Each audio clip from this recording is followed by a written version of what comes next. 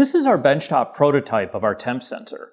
Ultimately, this device needs to end up outside on my balcony where I can get outdoor temp readings. Clearly, we can't deploy the product in this form. Our next step is to do a printed circuit board which accepts the Particle Xenon in the feather format and also hosts our MCP9808 temp sensor.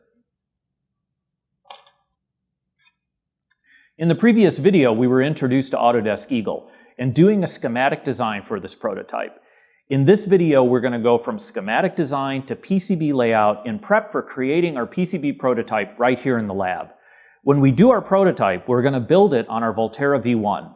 Luckily for us, they supply substrates that already have the through-hole header connections in the feather format, which will make attaching our Xenon super easy. So let's get started.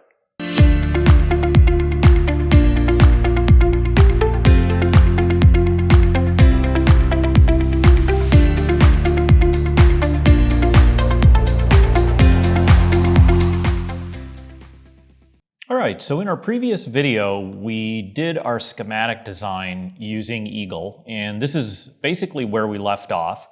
And what I want to do now is jump into creating the PCB layout. To do that, you're going to go up here to this icon here in the upper left, and this is how you switch between the schematic and the board design. And so I'm going to click on that, and because we don't have a board file yet, it's asking us, do we want to create one and create it from the schematic? So we're going to say yes. And at that point, it creates a new file, which it correlates directly one-to-one with our schematic. And it shows us basically a default board outline, which is over here. And it also is showing a new board outline. And that's because in our schematic over here, when we pulled in this argon, boron, xenon symbol or device, if you will, the footprint for it includes a board outline, and that's what we see when we look at the board. So what we want to do first is get rid of this. So we can, select as much of this as we can and hit delete. Here it is way over here to the left. I'll delete that. And then I can select all of this, and I want to grab this crosshairs right there and put it kind of right here, and now we've kind of got it in the center. And then we can go up here and say zoom to fit, and we now have our board. Again, this will be the Voltera substrate that we have that we can use to put our components on, and it's going to mate easily with our Xenon because it already has all of the footprint, if you will, for the feather. And then, as usual, what will happen is it will lay out all the parts that you are needing to have on your board off the board itself. And so what we'll want to do is just select these and drag these into our board. Now, before we start doing any design and working with this, we want to set up our design rules. So again, that is really important because if you don't do this, if we go up here to tools and we look at the design rule checker and we look at distances, for example, clearance, we see that we have 6 mil clearances, which is probably good for most PCB houses, but it's a little tight for what we need to do here in the lab. And so if you're going to be prototyping in a lab or at a makerspace or whatever, you're going to want to make these values larger so that you're not dealing with things so close and so fine. Now, if you know the house that you're going to go to and you're not going to do it in a lab, or you don't have access to doing that in a lab, let's say, for example, Osh Park. Osh Park will provide, for example, DRU files. So I could say, Osh Park DRU for Eagle. And when we search for that, right here at the top, we see there's a link for design rule files. And here we have Osh Park 2-layer DRU. So literally, we would download this. And it would be nice if it would actually download it.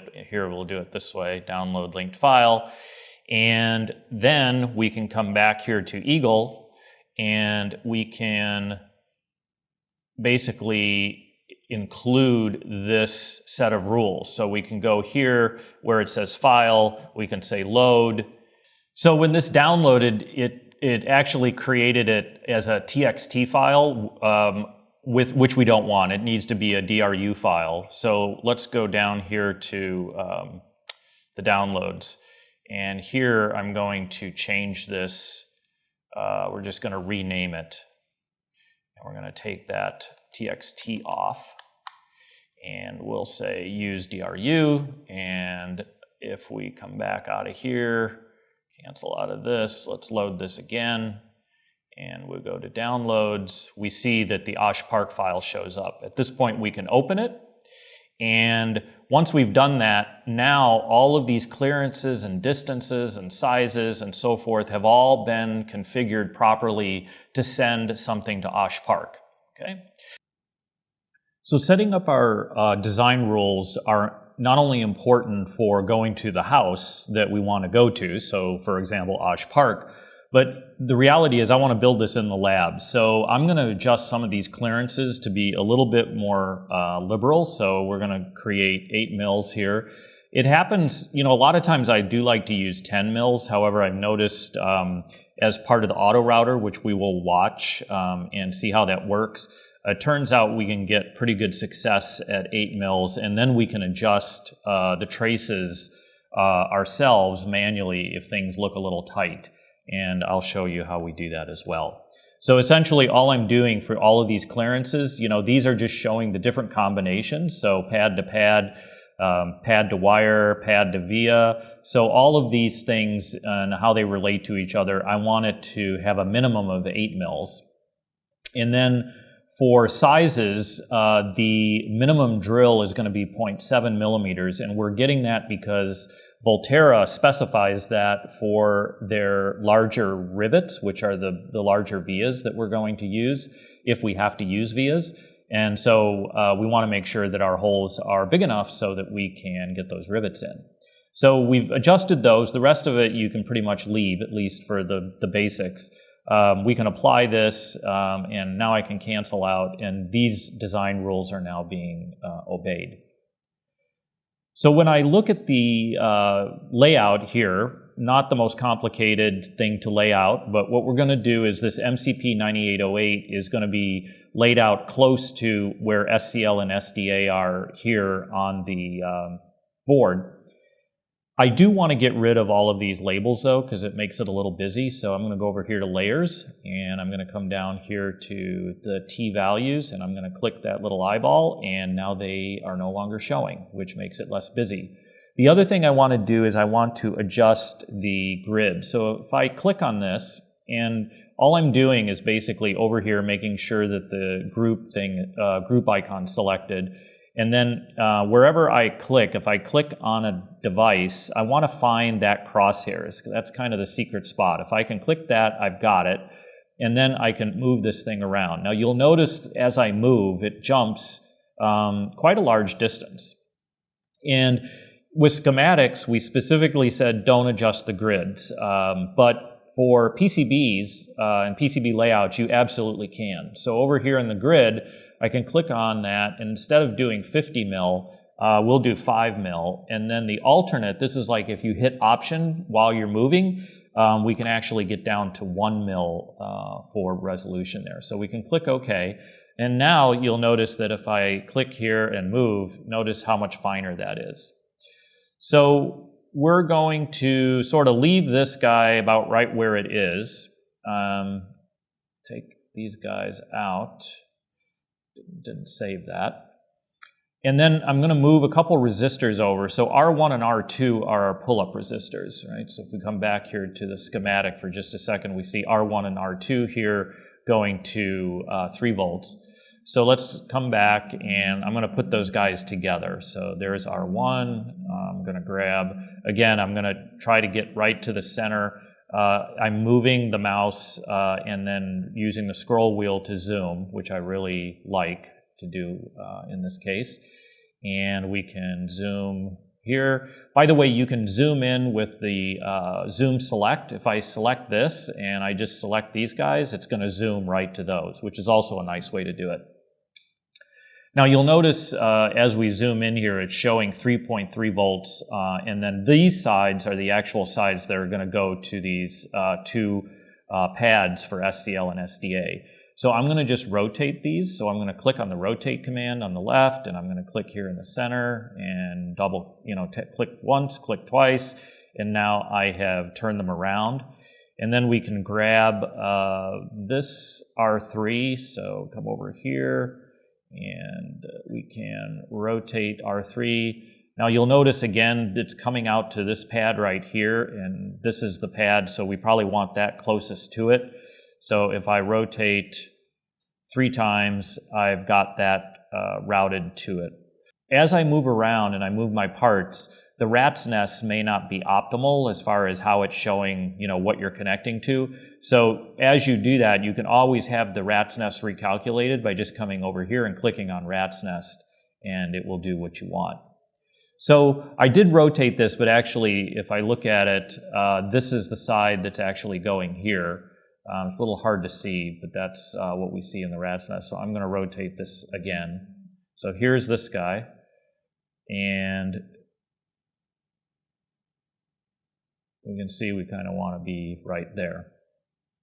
And then over here, we see that the LED, the far side's coming down. So let's go ahead and rotate it as well. And then this silk screen for saying LED doesn't look like it's in a very good spot. So let's first move this to where we want it. So I want my LED kind of out here.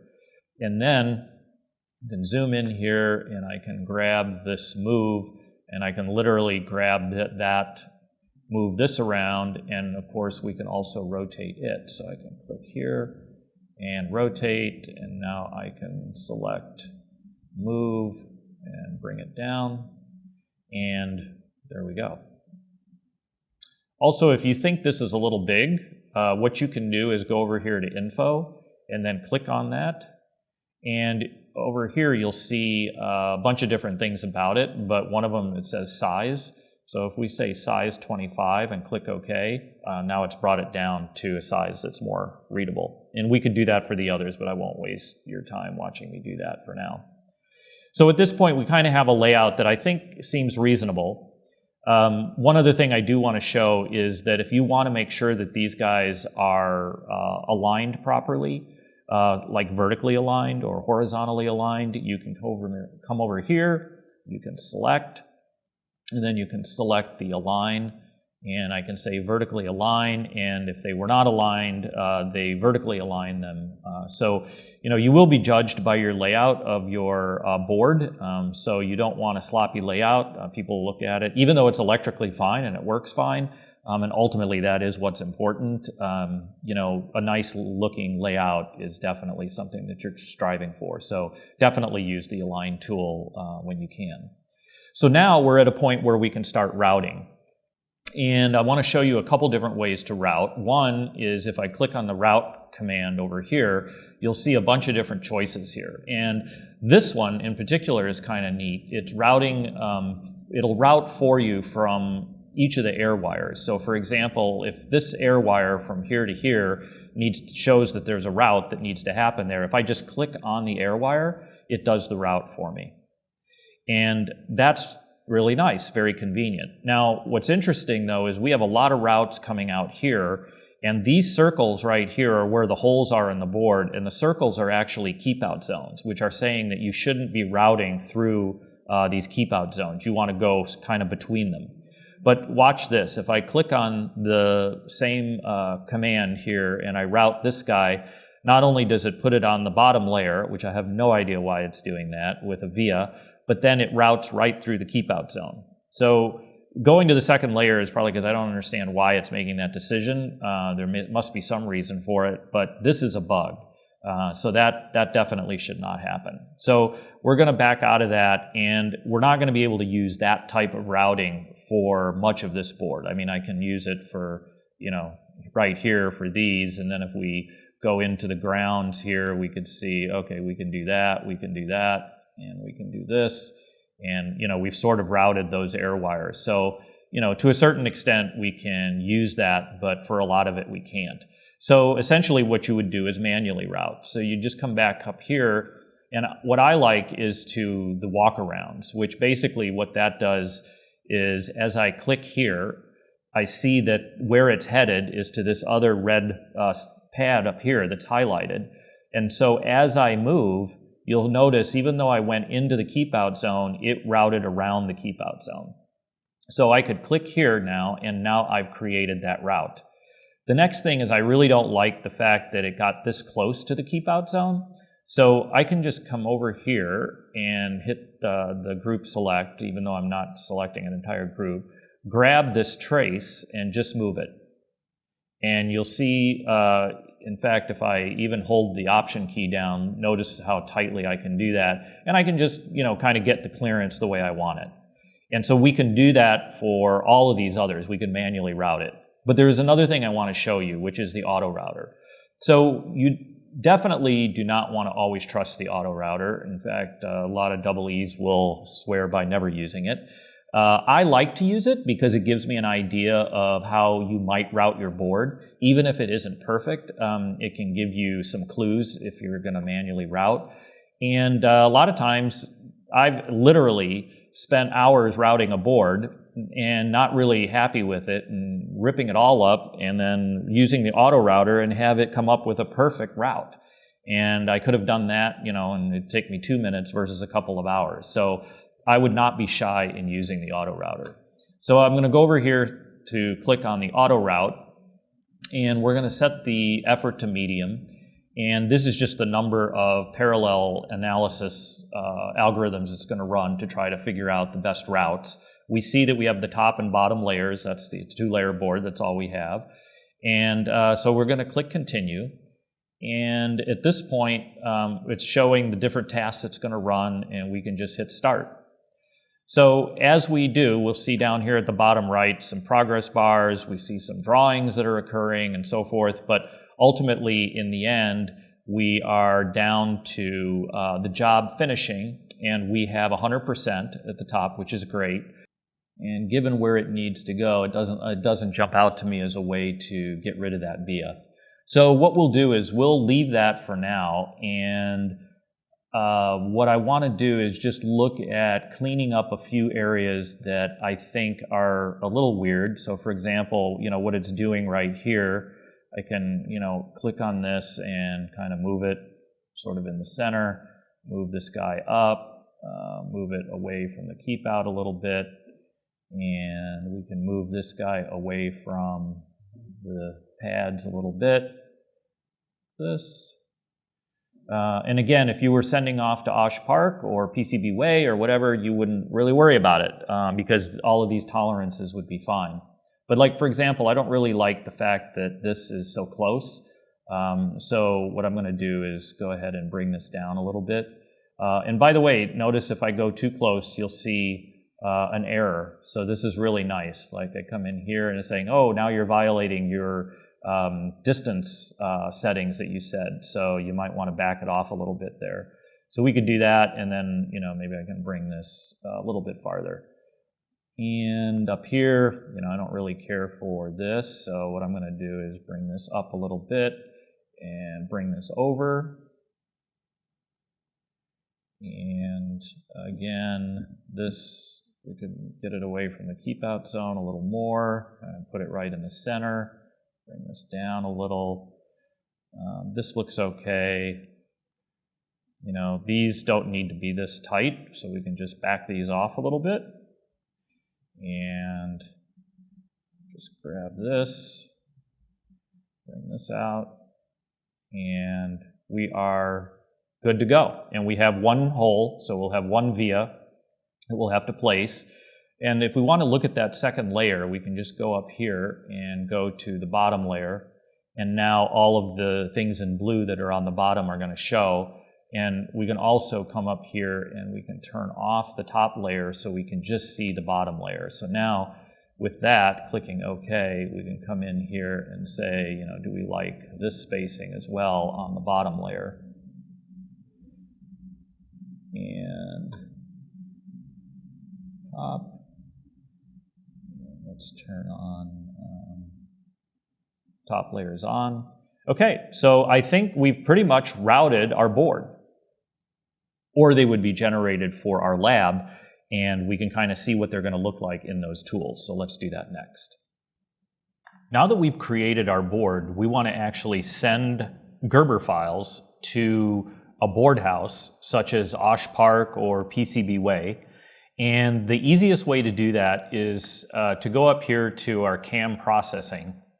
Looks like a little factory here. And what we're going to do is just select and take on the default that Eagle provides. It's interesting is that there are CAM files that I'll show you how you can go get and use those to generate the Gerber files for a particular house. For some reason, OshPark's CAM files, when you grab them from them, don't work. And so it turns out that the defaults actually work with OshPark just fine. So we're going to leave all of this as the default. We're going to go down here to, especially for OshPark, and this will also work for PCB Way, we want to export it as a zip file, and we can say process job. And then we want to pick where we're going to put it. So I usually create a directory within our project for the various places I'm going to try sending it to. So we'll do OshPark, and we're going to let it give it this name. It's fine, save, and I'm going to replace because I've already done this once. And now we've created our Gerbers. So if we want to try this out with OshPark, what we can do is go to OshPark and browse for files, and we are right here. This is the zip file that we just created. We can say choose, and it will upload, and it will process everything, and then it should give us information about how successful we were and what it's going to cost. Okay, so this finished, and it's saying it detected a 2-layer board, and it's coming up with 4 inches by 3 inches, which is right for this overall board size. And by the way, that is a lot of the cost associated with this, is the cost of the size of the board. So if we could reduce this board size before we send it to OshPark down to something smaller, it would cost less, would not be $60. But what we can do is click continue, and we can look at all the layers. So here's the top layer, the bottom, here's the drills for the holes. A little hard to see because there aren't very many. And then here's the traces for the top layer. Here's the top silk screen. We didn't really adjust that too much in our PCB layout, but you can create that silk screen however you like. Here's the solder mask. So this is where all the solder will go for putting down the parts. And of course, OshPark's not putting the parts down, and there won't be any solder mask actually placed, but it is part of the files that were provided. And here's the bottom layer with the 1 trace. So that looks correct. And if we come down here and say order, we would have quantity 3, and I don't know if we can't go less than 3, but we can certainly go up. So if we go up to 6 and tab over, so it's just doubled at this point. I don't know if you get any kind of volume discounts. But that's one example of doing it. Another way would be to go to PCB Way and try them out. So again, same process. We would go to PCB Instant Quote, and then we're going to do the quick turn PCBs because we don't want to wait forever for it. And we can do Add Gerber File, and we can select the zip file again and click Choose and let it process it. And so it processed it, 4x3, 2-layer board. And if we look here at the right, it's saying $24 for 5 of them and $17 in shipping, and we get it in 1 to 2 days. And so this actually is a pretty good deal. This is better than OshPark, because I think OshPark, without rushing it, we're looking at almost 2 weeks, and we're looking for 3 boards. So I don't think you can beat this deal here.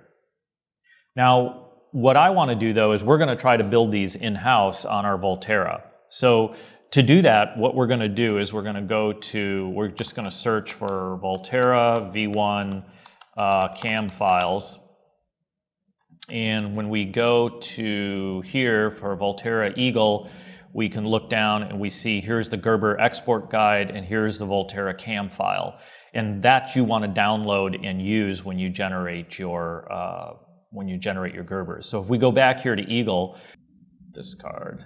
All right, so we kind of come up here, we'll say that we want to open a CAM file, and it's going to look for a CAM file somewhere. So what we're going to do is go back up to the Eagle directory. We have a CAM directory here, and I already have a Voltera CAM file. So I can just open that, and now I've got the layers that are of interest here for each of these, and we can generate our Gerbers from here.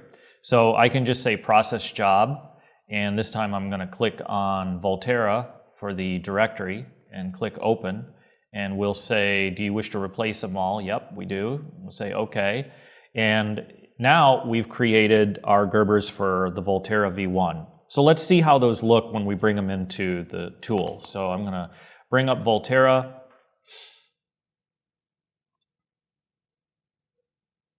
and I'm going to triple click here because we don't have a printer attached where I'm working on this right now. But this is what I like to do. I like to try to check anything out before I actually get into the lab and go to print.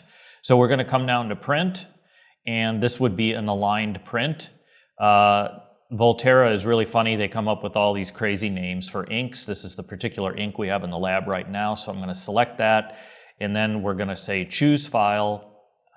And we're going to go to our Gerbers. So we're going to go to Eagle, we're going to go to Projects, we're going to go to Temp Sensor, we're going to go to Voltera, Outputs, and it's highlighted it for us. So here's the Gerber top layer and the Gerber bottom layer. So we'll select the top layer and click OK, and it has brought in the pads and all of the traces. And for holes, we can say choose file, and in the same directory there's a holes file. We'll click that as well, and now where we have that via, we see that we have a hole there. So this is showing that this looks like this will work, basically. So that's it for getting ready to go. So now the next step is to get in front of the Voltera, load this up, and start printing.